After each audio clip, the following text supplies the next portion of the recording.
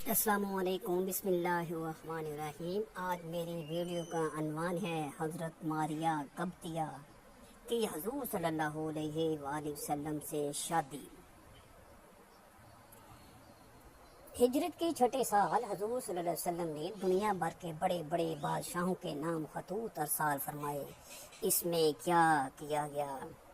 اس میں کہا گیا کہ اسلام لے آؤ، سلامتی میں رہو گے اور دوہرے اجر کے مستحق قرار پاؤ گے،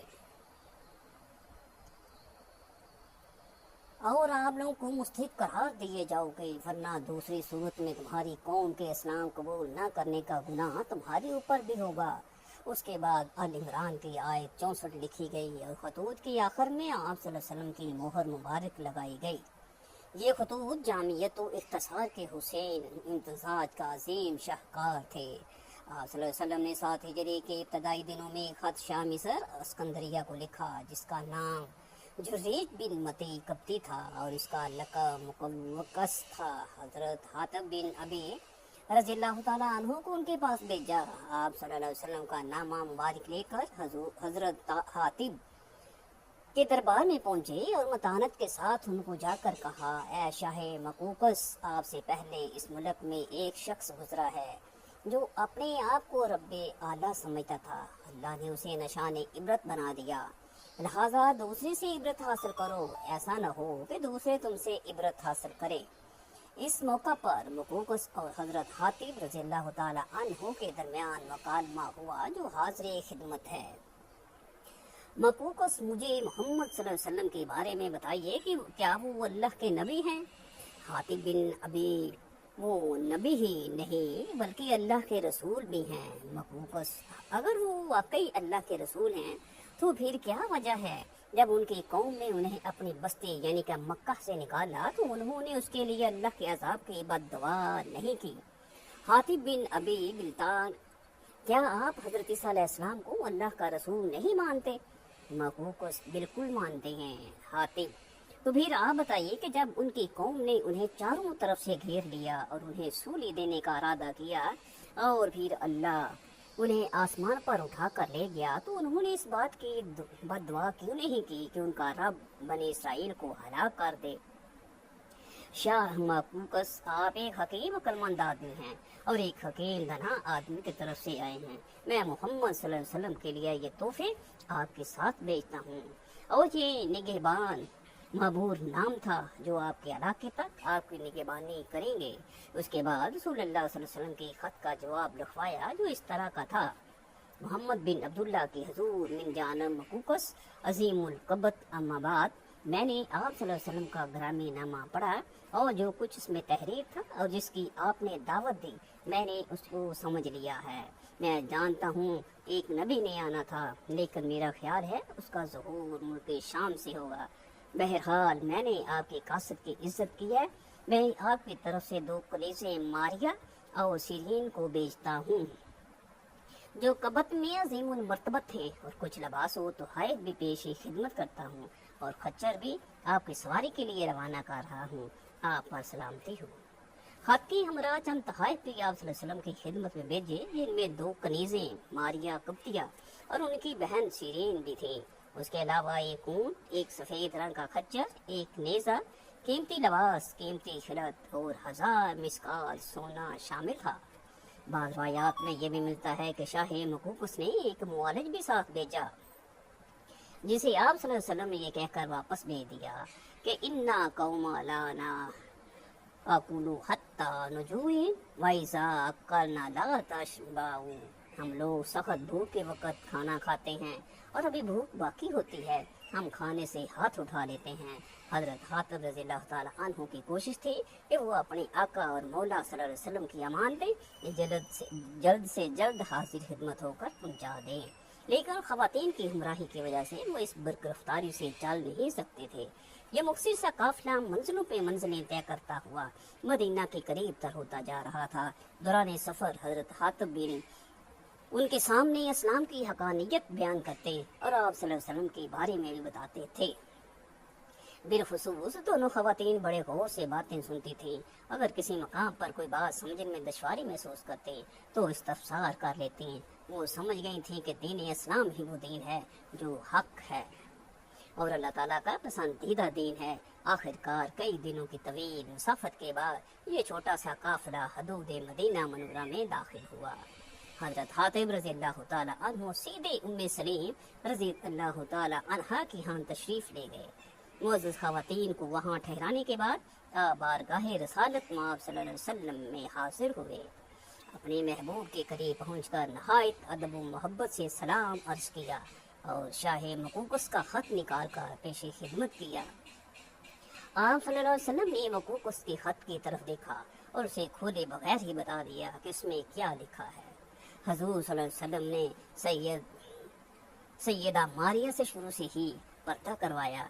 फिर मकूकस लिखा था कि मैं आपकी खिदमत में 2 लड़कियां बजवा रहा हूँ जिन्हें कब्ती कौम में बड़ा दर्जा हासिल है। गोया उसने आप सल्लल्लाहु अलैहि वसल्लम की तकरीम के इजहार के तौर पर इंतहाई आला खानदान की लड़कियों का इंतखाब करके बजवाया था, ना कि गुलामों की मार्केट से खरीद कर। हजरत मारिया कब्तिया को हजरत आयशा रजी अल्लाह तआला अन्हा के पड़ोस में हजरत हारसा बिन नुमान रजी अल्लाह तआला अन्हु के मकान में ठहराया गया। अगरचे मारिया कब्तिया कनीज थी, लेकिन इसके बावजूद आपको दीगर अज़वाज मुतहरात की तरह पर्दे में रहने का हुक्म दिया गया।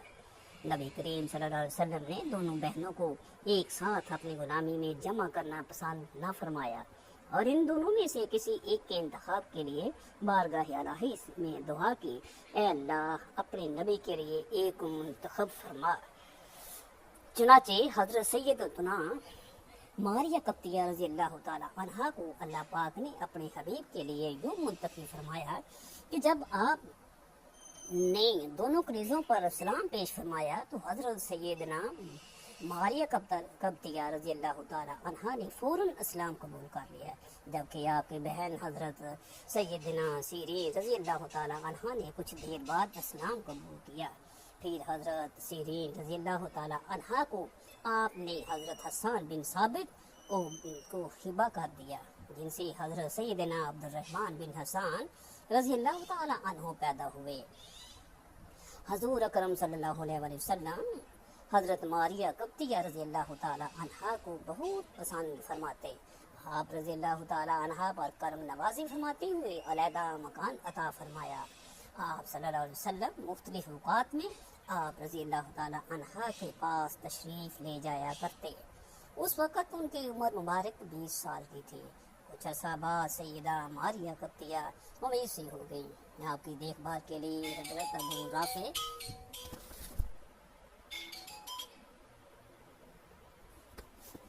कुछ अर्सा बाद सैयदा मारिया कब्तिया उम्मीद से हुई।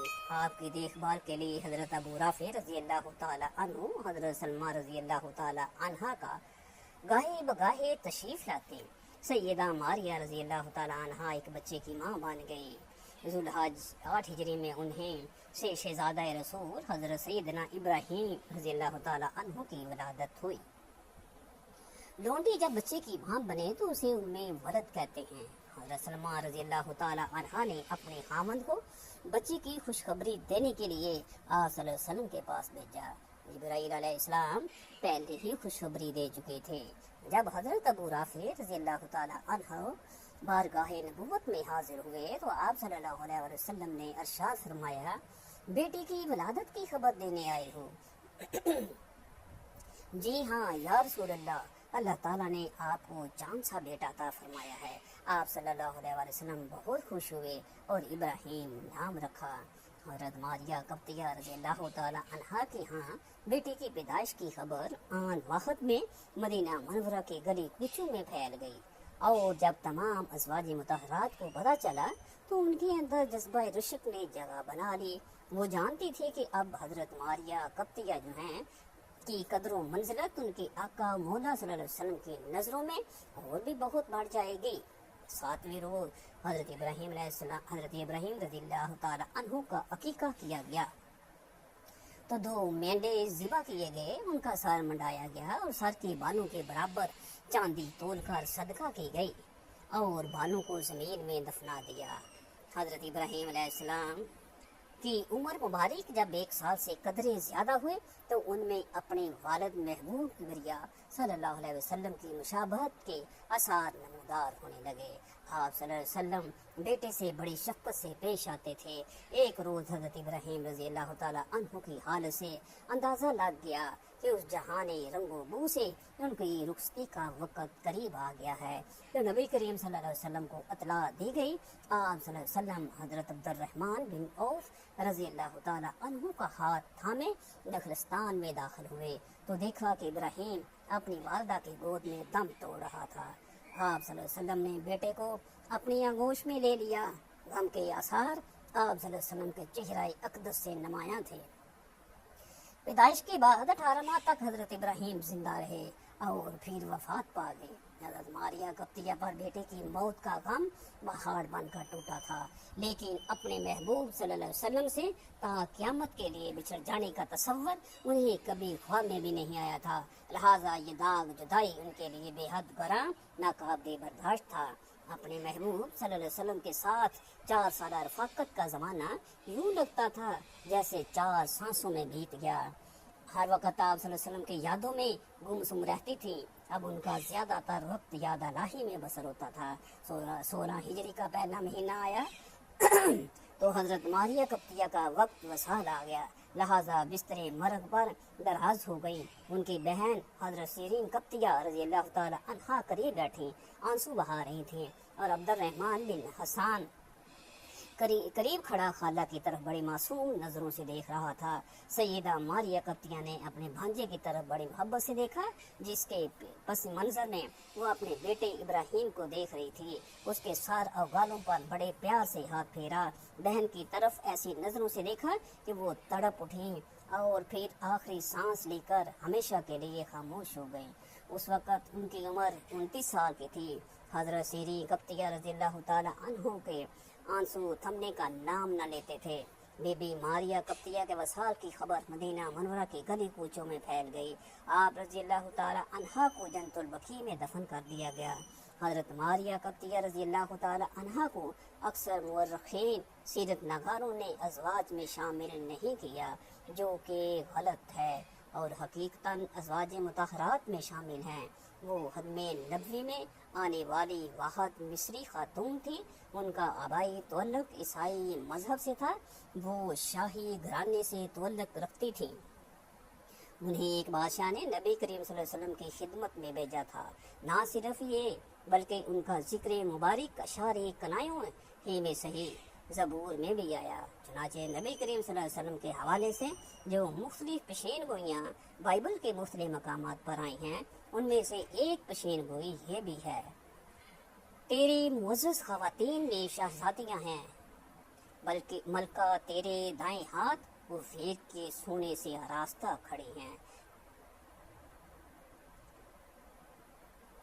अपने दाएं हाथ के अल्फाज पर गौर करना चाहिए। ये मुल्क यमीन का तर्जुमा है। सब मुअर्रिखीन मारिया खातून रज़ियल्लाहु ताला अन्हा को मुल्क यमीन बताते हैं। पेश गोई बाला में पहले बताया गया है कि वो शहजादी होंगी और उनका आना मुल्क यमीन की शान में होगा। ज़बूर की इबारत से यही आयाम होता है कि खातून जो खानवादा शाही से तवल्लुक रखती हो, वो नबी करीम सल्लल्लाहु अलैहि वसल्लम की खिदमत में पेश की जाएंगी।